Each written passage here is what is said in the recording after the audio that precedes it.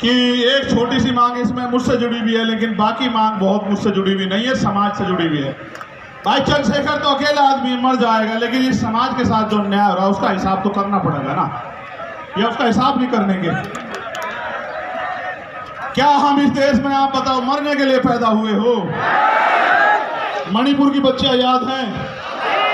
देखो हमारे साथ तो शोषितों के साथ ये सदियों से होता आया। वीडियो भले ही वायरल ना होती हो, लेकिन होता तो आया है। लेकिन अब ये बंद होना चाहिए, नहीं होना चाहिए, आप बताओ? तो मैं आपके आगे ज्ञापन पढ़ूंगा। आखिरी मांग जो है वो राष्ट्रीय अध्यक्ष जी पढ़ेंगे। जो ज्ञापन है उस पर गौर कर लो, मीडिया के साथी भी ज्ञापन चला देना भाई। भाई कान से सुन लो।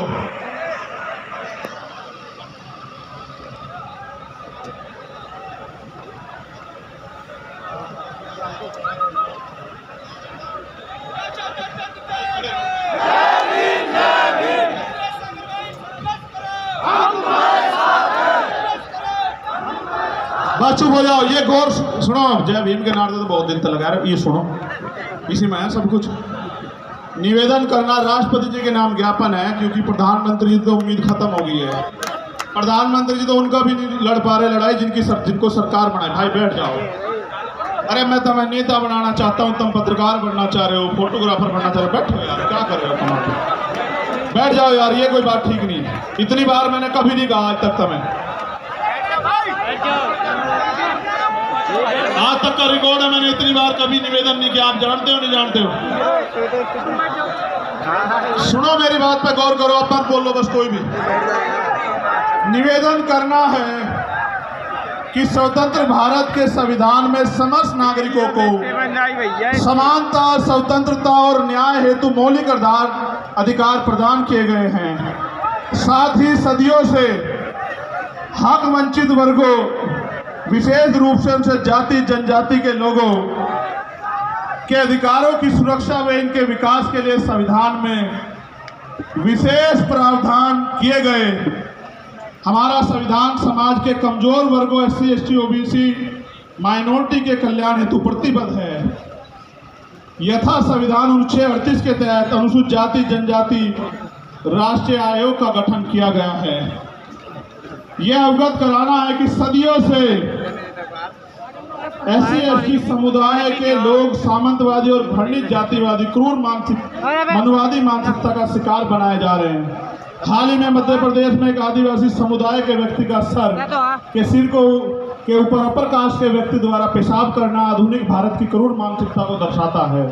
इसी प्रकार पिछले कुछ वर्षों में देश के राज्यों में समाज के इन कमजोर वर्गों के लिए चैलेंज करके सुनियोजित हत्याएं की जा रही हैं, जिसमें प्रमुख घटनाएं हैं शोधार्थी छात्र रोहित वेमुला की हत्या, वरिष्ठ पत्रकार गौरी लंकेर की हत्या, मनीषा वाल्मीकि की हत्या, जितेंद्र मेघवाल की हत्या, इंद्र मेघवाल की हत्या, रमन वाल्मीकि की हत्या, भाई आकाश गुजर की हत्या जो उत्तर प्रदेश पुलिस द्वारा गोली मारकर की गई।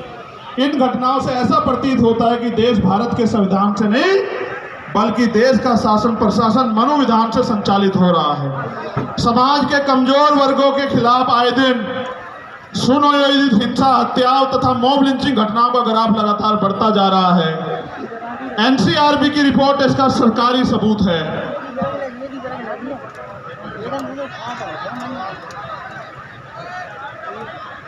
अब मैं आपको एक एक करके मांग पढ़ता हूं, पढ़ूं भाई? आप समर्थन भी करना, होना चाहिए नहीं होना चाहिए, ठीक है? क्योंकि भारत एक लोकतांत्रिक गणराज्य है।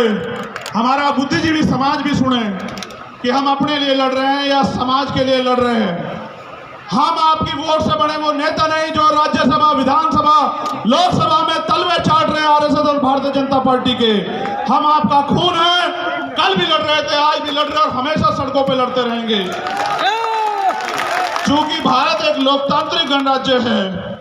देश में 85% लोग SC, ST, OBC व अल्पसंख्यक समुदाय के हैं, जबकि हायर जुडिशरी अर्थात सुप्रीम कोर्ट व हाई कोर्ट में इन वर्गों का समुचित प्रतिनिधित्व नहीं है।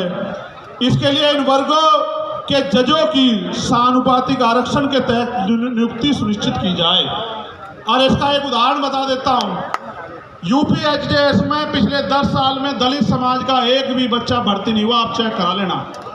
उन्होंने एक षड्यंत्र कर रखा है, हम उनको हरा देते हैं कंपटीशन में, इंटरव्यू में वो हमें हरा देते हैं।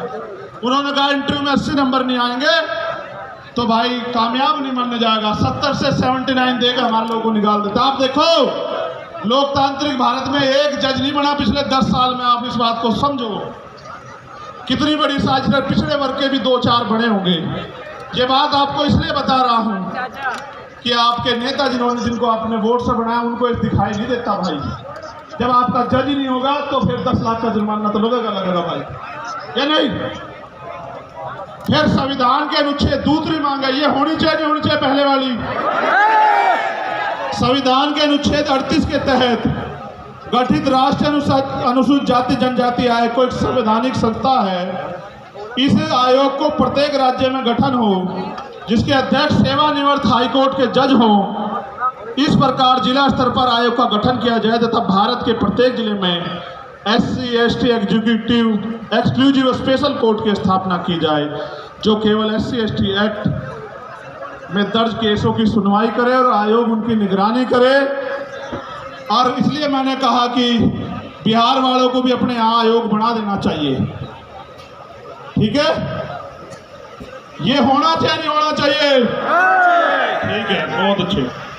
SC/ST एट्रोसिटी एक्ट 1989 के उपबंध 4 के तहत जिला स्तर पर जिलाधिकारी की संस्तुति में जांच प्रक्रिया की निगरानी हेतु वरिष्ठ अधिवक्ताओं की कमेटी का गठन किया जाए तथा SC/ST समुदाय के जघन्य अपराधों जिसमें कम से कम 7 वर्ष की सजा हो, पीड़ित परिवार को आर्थिक सहायता राशि कम से कम जो भी 8,25,000 रुपये मिलती है 50 लाख रुपए की जाए और पीड़ित परिवार के एक सदस्य को सरकारी नौकरी दी जाए। बताओ सहमत हो या नहीं सहमत हो? भाई मंच के लोग हाथ नहीं उठा रहे हो, काम में एक तरफ हो गए। चलो आगे बढ़ो। SC/ST वर्ग के अधिकारी कर्मचारियों का उच्च पदों पर SC/ST OBC वर्ग के अधिकारियों कर्मचारियों का उच्च पदों पर समुचित प्रतिनिधित्व हेतु प्रमोशन में रिजर्वेशन का प्राविधान किया जाए तथा इन वर्गों का बैकलॉग कोटा पूर्ण करने के लिए विशेष भर्ती अभियान चला जाए। हमारे बहुत सारे अधिकारी कर्मचारी आए हैं, आप भले धीमे धीमे हमारे साथ खड़े हो रहे हो, हम आपके साथ खड़े हैं। प्रमोशन में रिजर्वेशन SC/ST OBC को लागू करवा कर देंगे इस देश में, याद रखियो। सन 1931 के बाद देश में आज तक जाति आधारित जनगणना नहीं की गई, अतः जाति आधारित जनगणना की हम पुरजोर मांग करते हैं तथा जिसकी जितनी संख्या भारी उसकी उतनी हिस्सेदारी के तहत देश में वास्तविक लोकतंत्र कायम हो सके एवं जनसंख्या के अनुपात में आरक्षण बढ़ाया जाए। आप चाहते हो जातिगत जनगणना हो?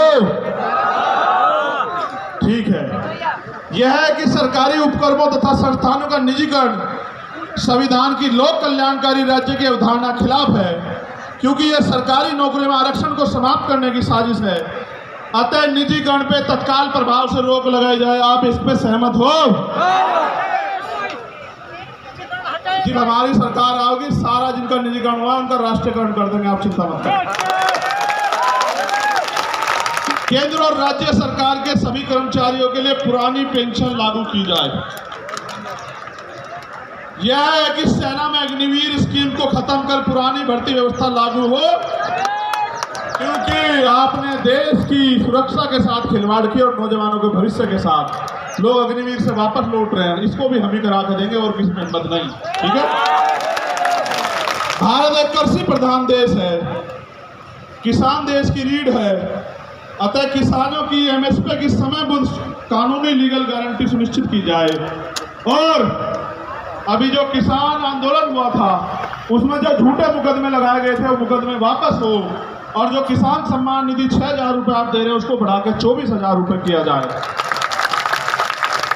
यह है कि संविदा नौकरी में आउटसोर्सिंग भर्ती को तत्काल खत्म किया जाए तथा संविदा पे कार्य कर रहे कर्मचारियों को भी नियमित कर्मचारियों का समान वेतन और अन्य सुविधाएं दी जाए। जो सफाई कर्मचारी ने संविदा पिछले 5 वर्षों से अधिक समय से ठेके संविदा पे रखे गए हैं उनको संवैधानिक आरक्षण का अनुपालन करते हुए नियमित किया जाए। आप इससे सहमत हो?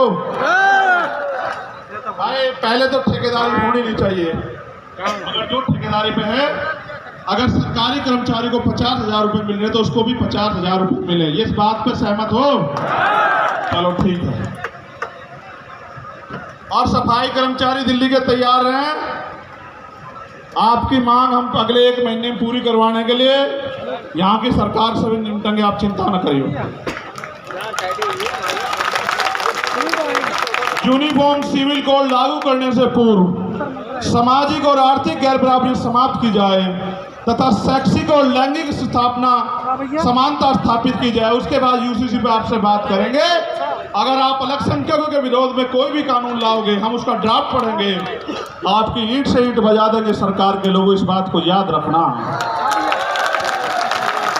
और भाई आखिरी मांग ये है, मैंने कहा था राष्ट्रीय अध्यक्ष जी पढ़ देंगे, मैं मांग बता देता हूं कि इस घटना की सीबीआई जांच हो और सुरक्षा तो भाई समाज ही करेगा, थारे मांगने दे देने वाले तो है नहीं। लेकिन बड़ी बात यह है, ये समझना पड़ेगा कि देश के जब सरकार के नेताओं को सुरक्षा मिल सकती है तो हमारे नेताओं को भी सुरक्षा मिलनी चाहिए। सरकार आती जाती रहती है, हम भी टैक्स देते हैं, आप भी टैक्स देते हो, हमारी संख्या ज़्यादा, हमारा टैक्स ज़्यादा है, फिर सुरक्षा आपको क्यों? आपकी तो सरकार है, आप पर कौन गोली चला रहा है? गोली तो हम दलित पिछड़े अल्पसंख्यकों की छाती से निकल के जा रही है। इसलिए सुरक्षा की जाए। मुख्यमंत्री जी उत्तर प्रदेश की मैं कहना चाहता हूँ, अगर वो संत है और अगर वो न्याय की बात करते हैं, कानून के राज की बात करते हैं, तो वो वहाँ से पैरवी करें। और केंद्र सरकार अगर सच्ची है, उनका हाथ नहीं है स्टेट गवर्नमेंट का और केंद्र गवर्नमेंट का, तो वो उस रिक्वायरमेंट को जो है, जो यूपी गवर्नमेंट भेजे, उसको फाइनलाइज करके ऑर्डर करे सीबीआई जांच के। हम बताएंगे कि इसमें सांप चूहे शामिल हैं या बड़े बड़े अजगर जो हैं शामिल हैं। आपको पता है पहलवानों के मामले में न्याय कैसे हुआ, आपने देखा, आपको याद है, पहलवानों का समर्थन भी हमारे साथ है। और यहाँ मणिपुर की कुछ बेटियां भी बैठी है, वो मिलना चाहती है, मैं उनको भी सुनूंगा। और हमारी बहन प्रतिभा जी, वो भी यहाँ आई हुई हैं, जो पूर्व विधायक है नवलगढ़ से, उनका भी धन्यवाद। बहुत सारे साथी जिनके नाम छूट गए, यहाँ ओम प्रकाश रहेगर, हमारे छोटे भाई की सिस्टर,